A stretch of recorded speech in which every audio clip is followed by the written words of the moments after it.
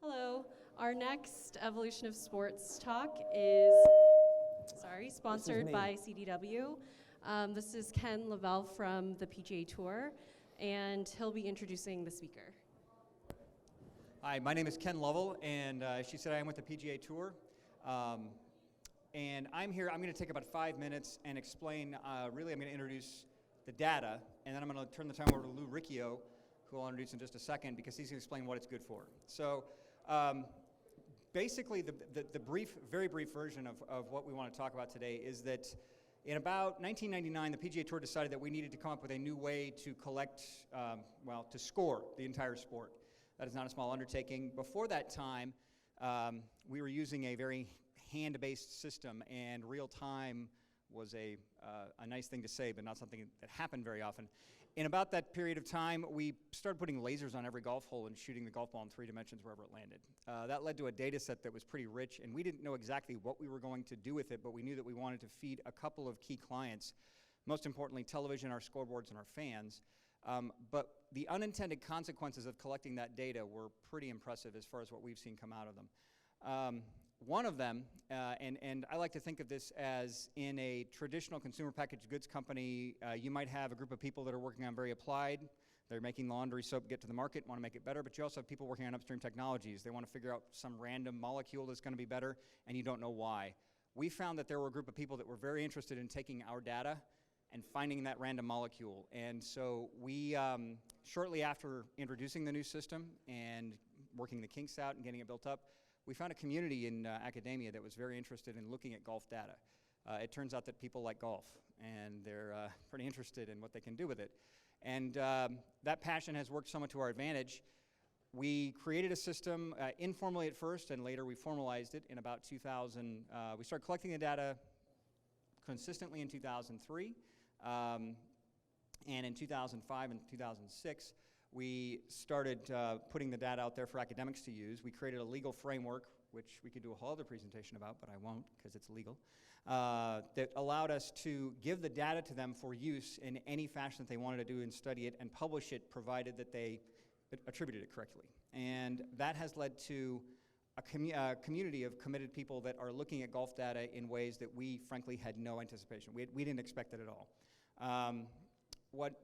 It's led to papers being published about things you would expect, what happens on the golf course, what players do, who's an effective player. It has led to papers being published about things like golf scoring, what is the right way to score a full season. And it's led to things having nothing to do with golf, looking at the arbitrary nature of par as a way to find explanation for the economics loss aversion theory, things along those lines that we have found to be particularly useful in our sport, all of which has been very effective for us.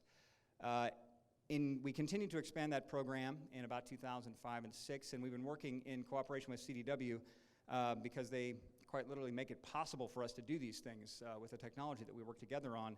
And we created something called the ShotLink Intelligence Program and the ShotLink Intelligence Prize. The entire system is called ShotLink, which is a cool trade name.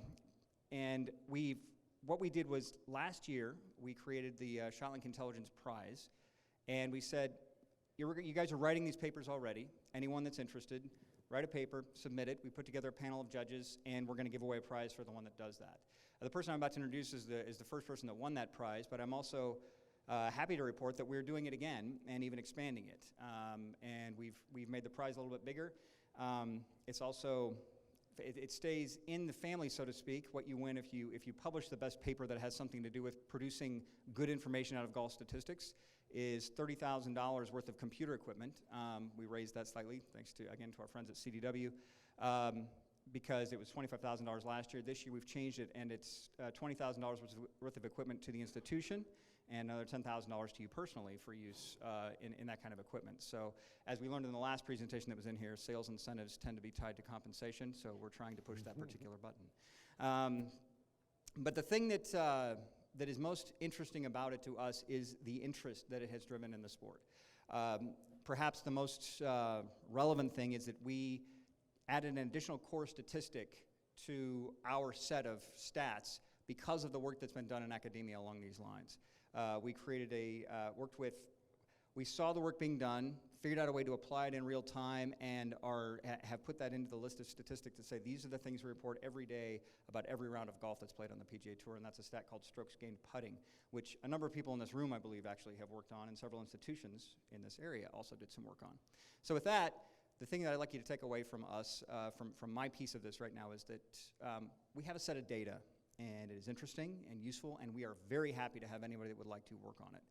We continue to refine it, and we also are reintroducing, we're running another version of the program, so if you would like to participate, we are more than happy to help you do that. I'm sure you may have other questions, and if you do, I will be outside because it's conveniently located. I'll be at the CDW booth after this if you have other questions about the data or how to do it, and we even have a place where you can sign up and get access to the data right there if you'd like. It's pretty simple. With that, I would like to introduce Dr. Lou Riccio, who won the first iteration of the ShotLink Intelligence Prize. Lou is a professor at Columbia University, just a short trip train ride down the road. And I'm going to let him talk extensively about the work he did, but it involves looking at how people use mid-range approach shots and taking apart the data to find different ways to think about that. So with that, Lou? Thank you. Very nice.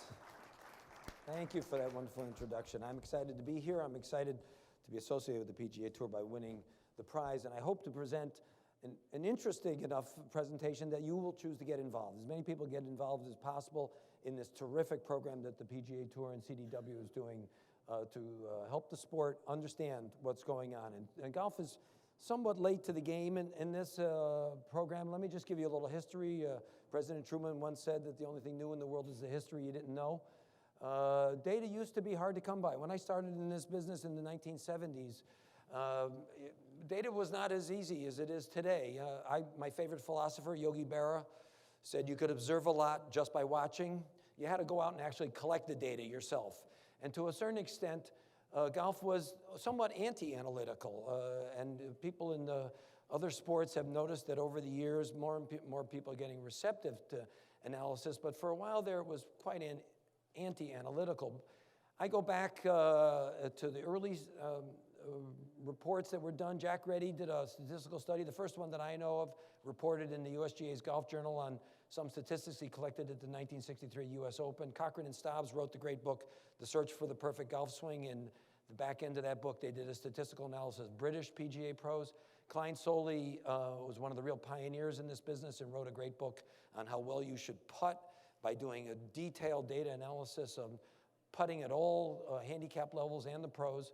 Fran Scheid here at Boston University did some extensive studies in the 1970s, which led the USGA to change the way it does its handicapping. And in 1974, Sports Illustrated did some statistical work on the US Open at Winged Foot. But other than that, that was about it. There wasn't much going on in the analytical world. In the late 70s, I created a software program, DOS-based on a mainframe. How's that get you? Which tracked individual strokes and the length of every putt to identify weaknesses and figure out how we can improve the play of, well, for the most part, amateur golfers. But George Pepper, who was the editor of Golf Magazine at the time, hired me to follow the best pros at the 1980 US Open at Baltusrol. And so for the next 15 years, I walked at the US Open with several of the players, mainly Watson and Nicklaus, but I had other people following other pros to collect the data on every shot that every player used. I also had the software out among amateurs and had about 500 users, creating thousands of rounds worth of data. And the analysis was kind of a Bayesian approach to strokes lost, that if you hit in the fairway, what your average score would be versus if you hit in rough, what your average score, and looking at the difference. In addition, I took the Klein-Soley data and created a number of strokes, a number of putts needed to finish out the hole from every length of putt, and was able to use that to evaluate each player's round of golf to see how well they putted versus this standard length. So if you hit the ball close to the pin a lot, you should have a low number of putts. If you hit it further away, you should have a high number. This adjusted for that. And today, the PGA Tour uses strokes gained, which is a terrific advantage. My computer system, look at the old PCs here. This is how it was set up. And this was the scorecard I used to collect every shot, the type of shot, the club that was used, how it was hit, and the result, and then the number of putts and the distances. This, by the way, is Jack Nicklaus's Golf Analyzer scorecard, the 1980 US Open, the first round when he shot 63, US Open record. I got him to sign it. I told him he just signed his Golf Analyzer scorecard. He looked at me and said, I what? I told him it wasn't for commercial reasons, but it was pretty fascinating. I have a record of every stroke he took, and as a matter of fact, he shot a 63 with a bogey on the second hole, believe it or not. He had 15 greens, 26 putts. He had 8 greens where he was within 15 feet. I call that a birdie opportunity. He made 6 of those putts. He had 2 bonus birdies, putts from outside that distance, which enabled him to have 8 birdies and 1 bogey for a 63 at the par 70. I used that data to do an article for Golf Magazine, which the next year they said, how did Jack win the Open? I compared many of the golfers, but just let me give you an example here of how the data was useful. Nicklaus hit 73.2 fairways, 81.9% of the greens, 26%, more than a quarter of his shots were iron shots were between 15 feet, and he putted on a strokes gain basis 1.6 strokes better than the average pro. Tom Watson, by the way, had a great U.S. Open, finished 3rd, 4 strokes behind. If you look at his tee to green play, he was just about as good in some ways, better than Nicklaus. 30.2% of his iron shots are within 15 feet, but as everybody knows, Tom had some putting troubles.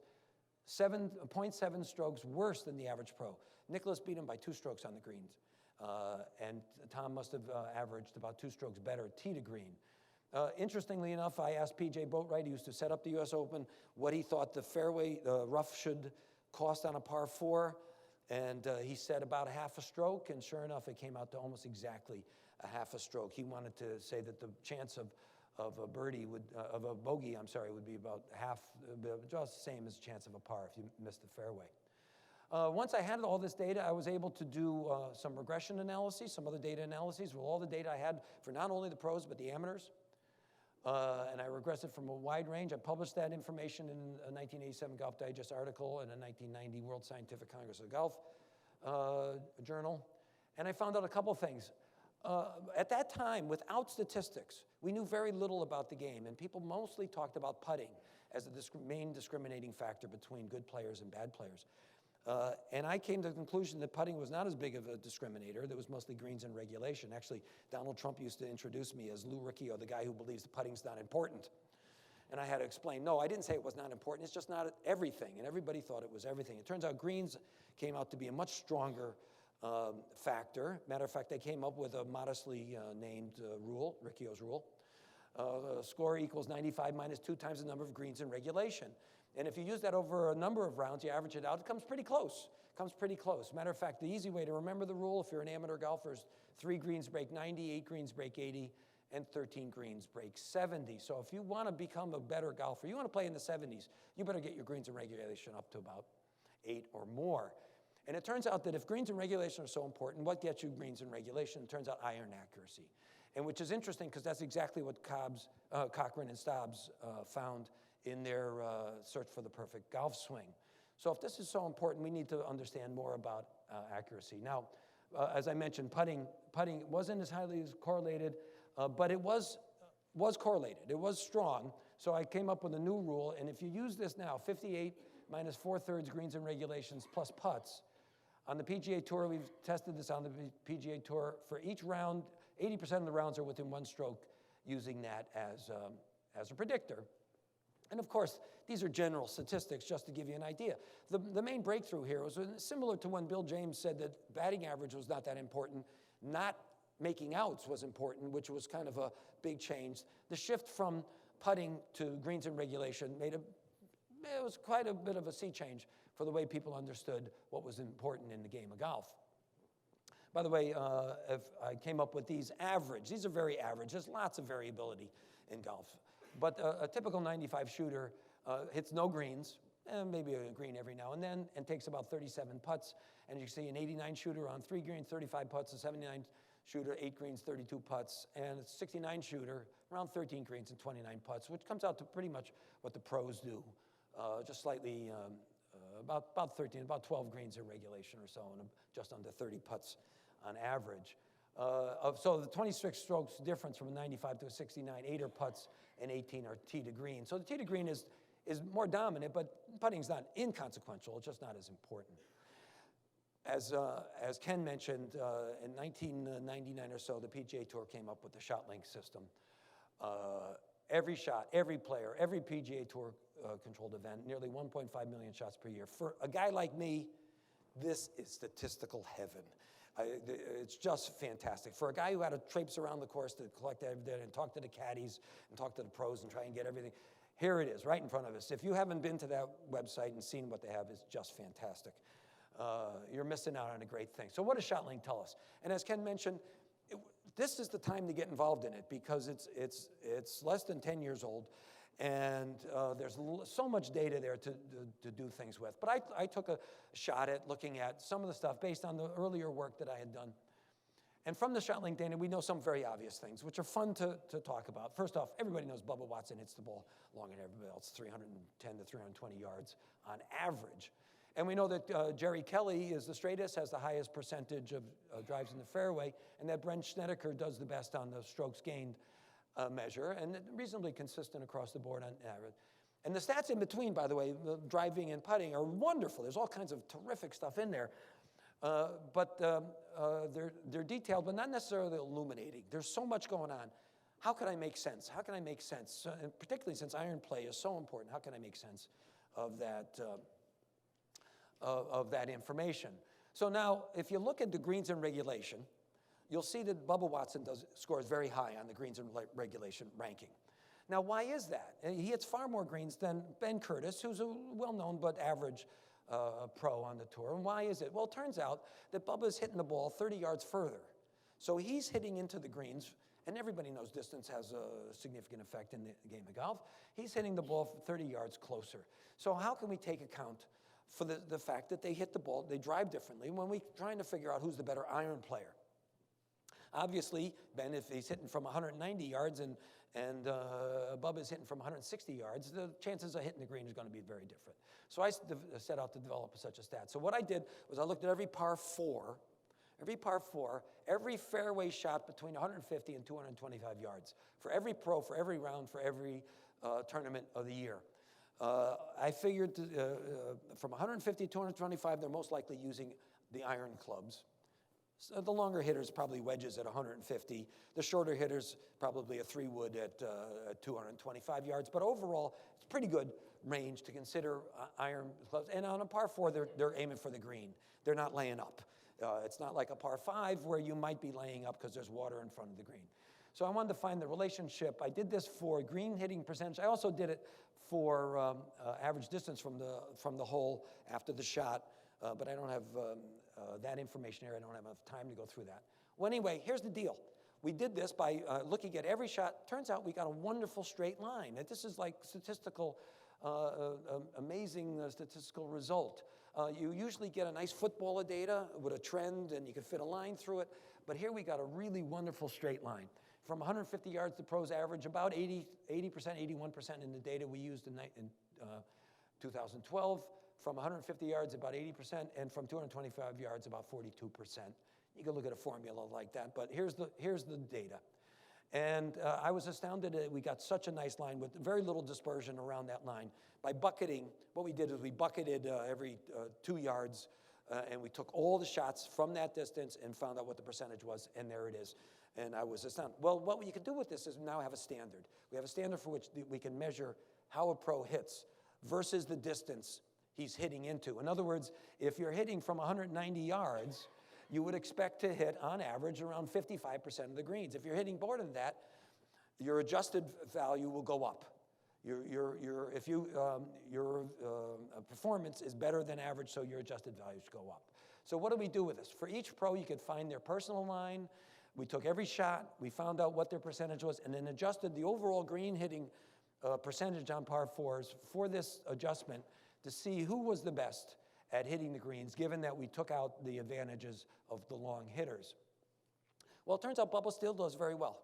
He comes down in the rankings for greening because he hits the ball so far.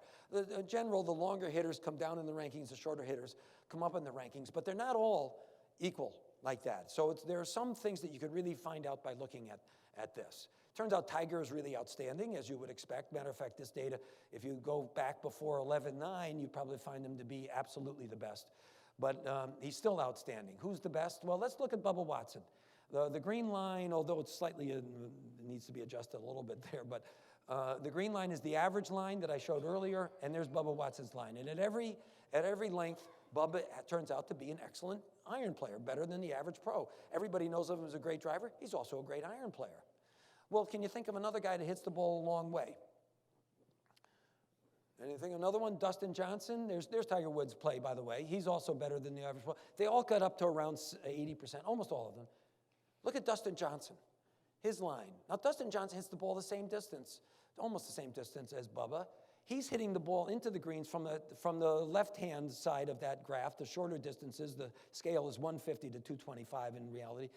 But he's not taking advantage. He's not taking advantage of his ability to hit the long drives, which is a startling result. And if you do this for every player, you can see whether they're better than average. Ben Curtis is above the line, but not very much above the line. He improves the rankings for the most. He has the biggest jump in the rankings. A player like Brian Gay, he's below the line. And you can tell from his money winnings, he's not doing that well. So who's the best ball striker? It turns out Justin Rose on a percentage of greens hit, Lee Westwood on an average distance from the hole. He turned out to be the 2013 Open Championship runner-up. Unfortunately, he didn't actually hit the ball as well that championship as well. There's Justin Rose. You want to be high and flat. The higher you are, the flatter you are, the better the pro you are. And you can see that from his data points, he's hitting the ball from a wide variety of distances, whereas Justin Rose most of his points were down towards the end. Okay, now I want to also mention very quickly that some of the new work that we're doing, and just to inspire you to think about different ways of looking at this incredible data that the ShotLink system has. I created some tree diagrams because I consider golf to be a team sport. Everybody says it's an individual sport. You're a driver, you're a distance and accuracy driver, you're an iron player, you're a short game player, you're a bunker player, you're a putter. You're a team. How good of a team are you? Do you have all those skills? Do you have some of those skills? What combination of skills make a difference? So we looked at, as you can see, there's many different things. Golfers have many different skills, long shots, approach shots, and they come in all shapes and sizes. Well, anyway, sorry, Phil. But which skills are the most important in making a winner? Is it the driving? Is it the iron play? Is it the better putters? What combination? What combination can you be? How good of a putter do you have to be if you're not a long driver? How good of a driver do you have to be if you're not a great putter? So we're looking at this, taking the data, unbelievable data that they have, and create a tree diagram. This is all pros for all par fours over a whole year. This is 2013 data now. And you can see that the pros average just slightly above average of 4.02. But you see that if they hit the fairway, 61.9% of the time they hit the fairway, they average 3.93. If they miss the fairway, which is 38.1% of the time, 4.18. A quarter of a stroke difference. Cost them the rough cost them about a quarter of a stroke. If you remember earlier, I said a half a stroke at the U.S. Open, worse rough. But if you go up to the upper bracket there, you see if you hit the fairway and then the green, you average 3.79 with about a 25% chance of making a birdie. That's what the 3, 4, 5, 6, and 7 is up there. But if you miss the green, it's 4.30. It's about what is that, 50%, 0.5, I should say, 0.5 strokes, a half a stroke when you miss the green from the fairway. A huge effect. That's where you gain or lose your strokes for the most part, is trying to hit the fairway, hit the green. Hitting the greens are the most important. But you can see the whole thing. What can you do with this? Well, we looked at individual golfers. I'm sorry it's so small you can't see this, but that's Phil Mickelson on par fours last year, and he does very well. 3.92, I think that says. Here's Tiger, 3.96, about the same, but not quite as good. Not quite as good, but some interesting effects is the 3.92 for Phil, 3.96 for Tiger. If they're both in the fairway, when they're in the fairway, Phil is and Tiger are about the same. Interestingly enough, when Phil misses the fairway, he's better than Tiger. Tiger is really missing the fairway big time, I think, in some of those cases. So it's an interesting way of looking at this kind of thing. But with also we can compare different golfers, and you could look at Ben Curtis. Ben Curtis has average statistics, pretty much average statistics. But if you can use the tree diagram to insert Tiger's fairway accuracy and see if everything else stayed the same, how many strokes Ben Curtis would, or if he had Rory's accuracy from the fairway to the green, or Tiger's putting skill. And you can see how he would do, whether or not that would make a big difference for him. One last question, one last point here, if I can make this, is what happened to Rory last year? 2 years ago, Rory was a superstar on the PGA Tour. In 2012 and 2013, what happened to him? Well, it turns out a lot of things happened to him, but there were a couple of key things. And it turns out that par fives is where the pros make their money. They make their money on the par fives. Par fours are not inconsequential, but par fives are the big money. And Rory on par fives, and I apologize, this is so small here, but let me show you the summary statistics. By the way, you notice that in 2013, there's a lot more stuff down at the bottom, which means he kept missing and missing and missing. Turns out that he was 1 stroke per round worse in his scoring average. Now, that doesn't sound like much. That's $1.5 million on average on the PGA Tour. And a tour where the average player makes $1.5 million, 1 stroke is huge. Half of those strokes came on par fours, half of them came on par fives. But when you consider the fact that there's only 2, maybe 4 par fives and 10 or 12 par fours, he really lost it on the par fives. And he lost it starting right from the tee shot. When he was, first off, 0.3 of a stroke worse on the par fives. That's 6 for 2 par fives. That's 0.6 of a stroke, more than half of the stroke that he lost. His fairway percentage dropped from 63 to 52. And when he missed the fairway, from the fairway he even got worse, which means his iron play got worse as well. And when he missed the fairway, he jumped to 5.12. He didn't even make the average of par when he missed the fairway, which is just tragic on par fives. And he made 8s where he had never made 8s before. So further studies are to study this in greater detail, look at more things. I encourage you to look at the data. I encourage you to come to the talk tomorrow morning. You'll see much more advanced stuff being done with this, and encourage you to do more. Statistically evaluate players' performance and try to help other golfers. And before I leave, I'd be remiss if I didn't do a little self-promotion here. I have a book on pace of play simulations. If you're a golfer and you can't stand the fact that you play in 5 hours, get my book, Golf's Pace of Play Bible. It's on Amazon. And go to the 345golf.org website to learn more about how you can help improve the pace of play in golf. Thank you very much. Thank you. And I'm open for questions. Yeah, I think thank Ken's you, Dr. probably Riccio. available I think also. we have 5 scheduled minutes if anyone has any questions, or Dr. Riccio said he'd be happy to take some outside of the room. I can't see you. I don't know if you realize this, but there's Hi. like aircraft. Did the data on the par fours in determining the greens and regulation include both times that the drive missed and the fairway and was on the fairway? In other words, you were looking at distance on the second shot. Oh no, the fairway. They were fairway. Only the fairway. Only fairway. Yes. Okay. Now the tree diagram included all because you had both fairway and non-fairway. But we were looking at fairway shots. We wanted a pure measure. Now we could have used par 3 tees as well because that's an iron shot, almost always an iron shot. But the ball is sitting on a tee, and so we felt that wasn't necessarily a fair measure, as opposed to ball lying on the ground in the fairway. How good of a striker are you in that situation? Okay, thank you. Yes, I'm sorry if I didn't make that clear. Sure. One of the stats I thought I saw years ago was that most of the players make all their like a use percentage of their money in, like, let's say 2-3 week periods. Have you ever looked at anything to see what the difference is for that player for those 2-3 week periods? Is it superior ball striking or generally putting? Because that's where you kind of always hear putting when somebody gets hot. Because one of the concerns in the stats, if you just look at the average, you can just make a cut by a little bit, make 5,000 a week, and then all of a sudden have one hot week and make $1 million. I just wonder if you take that into account. It's been a while since I've looked precisely at that, but I believe you're exactly right. If you look at the pros, for the most part, other than Tiger, who's dominant most tournaments, that most of the pros, there's a real Pareto distribution. They make most of their money in a small number. 20%. They probably make 80% of their money in 20% of the tournaments that they enter, and the other 20% they make in the other 80%. And I think that's a pretty consistent. I've seen some trends in that. I think Mark has studied that and probably talk about that tomorrow as well, and whether or not the players get hot or whatever. You see little snippets of that here and there, but it is true. Now, what we are looking at is what are the factors that lead to a victory? What are the factors that lead to not a victory?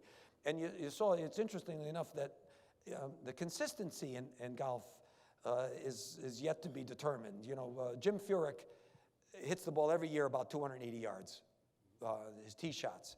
But you get Tiger Woods, who has a great variation in it. And there are many different ways of achieving a good score in golf. And like Lee Westwood almost won the British Open last year by doing just the opposite of what he's been known for. He had bad tee to green play, but excellent putting. He's traditionally known as a great tee to green player and terrible putter. So it's the consistency across is hard to determine, but I think it varies greatly. We're studying that now. I can't give you an answer precisely at this point. I think we're out of time now. Thank you so much. It's an excellent question, though. Worthy of further analysis. Thank We're you, out of Dr. time? Riccio. Okay, Yep. thank you very much. I'm available if anybody wants to chat.